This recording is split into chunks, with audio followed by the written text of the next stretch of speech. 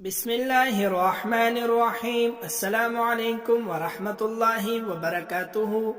روزانہ وظائف سننے کے لیے ہمارے چینل کو سبسکرائب کریں۔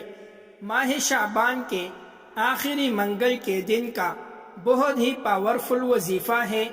مجھے یقین نہیں آ رہا، رات کو یہ تسبیح پڑھ کر سو گیا تھا، صبح اٹھ کر دیکھا تکیا کے نیچے پیسے پڑے ہوئے ملے۔ جس گھر میں اس آیت کی ایک تسبیح پڑھی جاتی ہے، اللہ تعالی وعدہ فرماتے ہیں کہ میں اس بندے کا مقدر بدل دوں گا۔ بے شک اللہ تعالی اپنے وعدے کے خلاف نہیں کرتا۔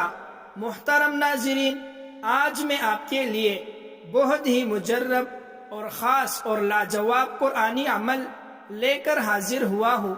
جو کوئی بھی اس عمل کو اپنا معمول بنائے گا، وہ اللہ کے فضل اور کرم سے اللہ کی حفاظت میں آ جائے گا، اللہ کی رحمتوں، برکتوں اور نعمتوں سے مالا مال ہوگا، اور اللہ کریم اس کو بنا مانگے اپنے نعمتوں سے مالا مال کرے گا۔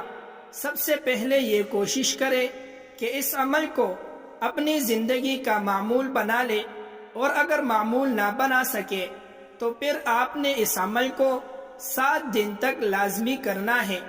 یہ وظیفہ بہت ہی آسان وظیفہ ہے، جو کہ 2 قرآنی آیت پر مشتمل ہے، اور یہ سورت اور یہ 2 آیت ایسے 2 نور والے ہیں کہ ہمارے آقا محمد مصطفیٰ صلی اللہ علیہ وسلم سے پہلے کسی کو عطا نہیں کیے گئے، اور نہ ہی آپ کے بعد کسی کو عطا ہوگے۔ یہ 2 آیت کون سی ہے اور یہ کون سی صورت ہے، یہ میں آپ کو آج کی اس ویڈیو میں بتاؤں گا، اور یہ بھی بتاؤں گا کہ آپ نے ان آیت کا وظیفہ کیسے کرنا ہے۔ یہ آیت ایسی مبارک آیت ہے کہ جن کو اللہ تعالیٰ نے زمین آسمان کی تخلیق سے 2000 پہلے لکھا تھا، اور فرمایا تھا کہ ان آیتوں کو جو کوئی بھی پڑھتا ہے، اس کو اللہ تعالیٰ پوری رات کی قیام کا ثواب عطا فرماتا ہے، یعنی ان آیت کی تلاوت کا ثواب رات بھر تلاوت کرنے والوں کے برابر ہوگا۔ اس کی بہت بڑی فضیلت ہے۔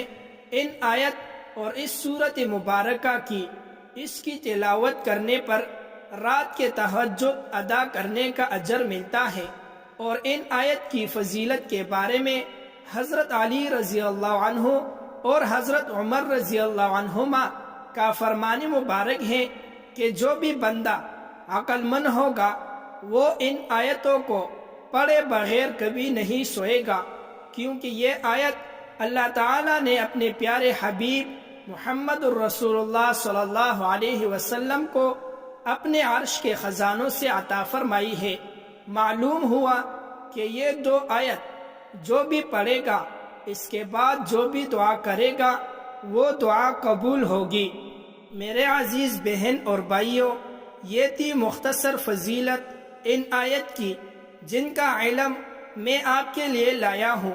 میرے بھائی اور بہنوں، آپ نے ملاحظہ کیا کہ اللہ کے کلام میں کیسی برکات ہے، اور جب بندہ اللہ کا ہو جاتا ہے، اللہ سے مانگتا ہے، تو پھر اللہ کی رحمتیں، برکتیں اور نعمتیں اس پر بارش کی طرح برستی ہیں۔ ہاں، ہم ذکر کر رہے تھے، ان 2 آیت کے بعد اللہ سے جو بھی مانگا جاتا ہے وہ ضرور عطا ہوتا ہے۔ وقت کی نزاکت کو مد نظر رکھتے ہوئے وظیفے کی طرف چلتے ہیں کہ یہ 2 آیت اور یہ سورت کون سی ہے، اور اس کا عمل آپ نے کیسے کرنا ہے۔ تو یاد رہے کہ یہ 2 آیت جن کا عمل آپ کو بتانے والا ہوں، یہ سورۃ البقرہ کی آخری 2 آیت ہے، اور جس سورت کی میں بات کر رہا ہوں وہ سورۃ الفاتحہ ہے۔ آپ نے روزانہ رات کو سونے سے پہلے یہ عمل لازمی کرنا ہے۔ سب سے پہلے آپ نے درود پاک پڑھنا ہے، 3 بار ہو یا 7 بار، اور اس کے بعد آپ نے 3 مرتبہ سورۃ الفاتحہ کی تلاوت کرنی ہے، اور 3 ہی مرتبہ آپ نے سورۃ البقرہ کی آخری 2 آیت پڑھنی ہے، اور آخر میں دوبارہ آپ نے 3 یا 7 مرتبہ درود پاک پڑھنا ہے۔ سورۃ الفاتحہ کی فضیلت، قرآن کی پہلی سورت جو اس کا معنی افتتاح کرتی ہے اور جو پورے قرآن کا مرکزی خیال ہے، جو ایک ہی وقت پر رسول اللہ صلی اللہ علیہ وسلم پر مکمل نازل ہوئی۔ عربی زبان میں مفتاح چابی کو کہتے ہیں جو تالے کو کھولتی ہے، تو سورۃ الفاتحہ نہ صرف پورے قرآن کے بند خزانے کو کھولتی ہے بلکہ اس کو پڑھنے سمجھنے سے انسانی ذہن اور دل اور سوچ کے تالے بھی کھل جاتے ہیں۔ سورۃ الفاتحہ ایک دعا ہے جو بندے نے پورے سلیقے کے ساتھ خدا سے مانگنی ہے۔ سوائے اس سورت میں ہمیں رب سے کچھ مانگنے اور دعا کرنے کا طریقہ بھی بتایا گیا، اور ساتھ یہ بھی بتا دیا گیا کہ مانگنے والوں، دعا کرنے والوں، تمہیں معلوم بھی ہے کہ اللہ سے تمہیں کیا مانگنا چاہیے۔ انسان وہی چیز مانگتا ہے جس کا وہ شدید طلبگار ہوتا ہے۔ تو اے انسانوں، تمہیں سب سے زیادہ جس چیز کی ضرورت ہے اور کچھ نہیں، ہدایت یعنی سیدھا راستہ ہے، اور خدا سے اس دنیا میں سب سے بڑی نعمت جو تمہیں مل سکتی ہے وہ ہدایت ہی ہے۔ ذرا سوچو، تمہیں وہ سب کچھ مل بھی گیا جو تم چاہتے ہو، لیکن ہدایت ہی نہ مل سکی تو پھر کیا ملا؟ سب ضرب اور صفر ہو گیا۔ ابو مسعود بدری رضی اللہ عنہ سے روایت ہے کہ رسول اللہ صلی اللہ علیہ وسلم نے فرمایا، جو شخص رات کو سورۃ البقرہ کی آخری 2 آیتیں پڑھ لیتا ہے اسے یہ کافی ہو جاتا ہے۔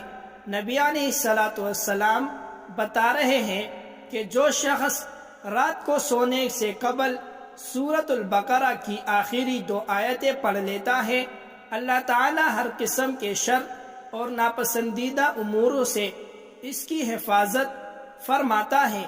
حضرت عبداللہ ابن عمر رضی اللہ عنہ سے روایت ہے، انہوں نے کہا، جب مسلمان مدینہ آئے تو اکٹھے ہو جاتے اور نمازوں کے اوقات کا انتظار کرتے، کوئی اس کا اعلان نہیں کرتا تھا۔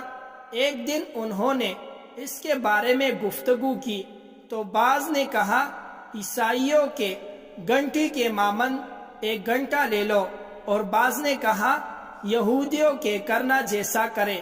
البتہ حضرت عمر رضی اللہ عنہ نے کہا، تم ایک آدمی ہی کیوں نہیں بھیج دیتے جو نماز کا اعلان کرے؟ رسول اللہ صلی اللہ علیہ وسلم نے فرمایا، اے بلال اٹھو اور نماز کا اعلان کرو۔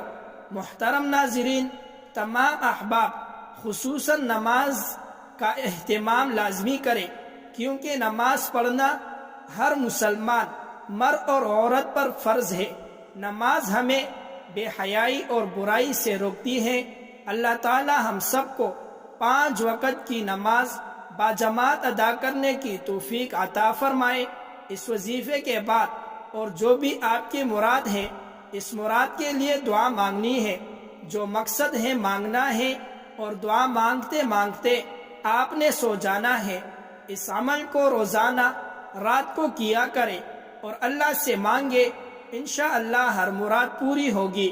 جس مقصد کے لیے عمل کرو گے وہ پورا ہو جائے گا۔ زندگی سے مشکلات اور پریشانیاں دور ہوگی۔ میرے بہنوں اور بھائیوں، اس عمل کو لازمی کرے، اور میرے بھائی اس عمل کو اپنا معمول بنا لے۔ اللہ سے دعا ہے کہ اللہ پاک آپ کی ہر جائز حاجت اور مراد کو پورا فرمائے، اور آپ کی مشکلات کو آسان فرمائے، اور آپ کی زندگیوں سے پریشانیوں کو دور فرما دے۔ آمین ثم آمین۔ عزیز سامعین، اس وظیفے کو پورا یقین کامل کے ساتھ کرے، خود بھی کرے اور اپنے دوستوں اور رشتہ داروں کے ساتھ بھی اس وظیفے کو شریک کرے، تاکہ اس کی بھی جو بھی حاجتیں مرادیں ہوں وہ بھی رب کریم اس وظیفے کی برکت سے پوری فرما دے۔ جزاک اللہ خیرہ۔